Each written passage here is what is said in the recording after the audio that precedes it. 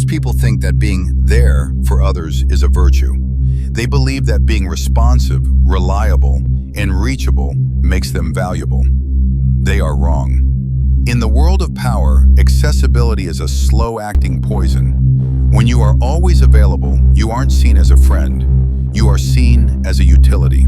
You are like the air we breathe, essential perhaps, but completely ignored until it's gone. If you want to be respected, you must become a luxury. And luxuries are never easy to find. Today we are breaking down the psychology of scarcity. You will learn why being a ghost is more powerful than being a guest.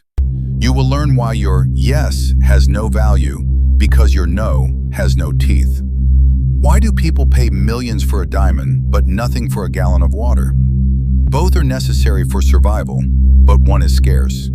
The same law applies to your presence. When you respond to a text in 3 seconds, you aren't being polite. You are broadcasting to the world that you have nothing better to do.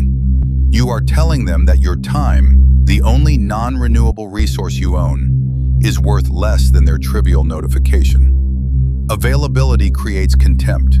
The more people see of you, the more they find flaws. The more you speak, the more common you appear. By being unavailable, you create a vacuum, and human nature abhors a vacuum. When you are gone, people are forced to use their imagination to fill the gap. And in their imagination, you are always more powerful, more mysterious, and more valuable than you are in person. Dark psychology isn't about being mean, it's about being unpredictable. If a laboratory rat presses a lever and gets a pellet every time, it eventually gets bored. But if the pellet only comes sometimes, if the reward is unpredictable, the rat becomes obsessed. It will press that lever until it collapses from exhaustion. This is how you must treat your social circle. If you are always the reliable one, you are the boring rat pellet. But if your presence is a reward that is earned, not expected, you trigger an addictive response in others. They will start to seek your approval. They will wonder why you didn't show up. They will work harder to please you because they are no longer certain of your attention. You are shifting the power dynamic from you chasing them to them wondering where you are. Here is where most good people fail. They fear that if they stop being available, people will stop liking them. Let's be clear, they might. But liked is the consolation prize for the weak. You aren't looking for friends who use you as a sounding board for their problems. You are looking for a seat at the head of the table. Being unavailable is a filter. It filters out the leeches who only value you for what you can do for them.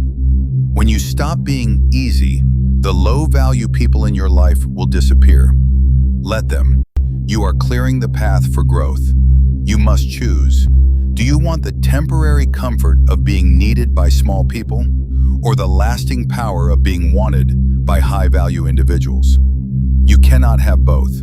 Starting today, stop being the person who answers every call. Stop being the first to arrive and the last to leave. Become a ghost. Force the world to wait for you. Force people to wonder what you're doing, who you're with, and why they weren't invited. When you finally do appear, your presence will have the weight of a king, not the desperation of a servant. The world doesn't respect what it can have for free. If you want to be a weapon, you must first become a mystery. Stay dangerous.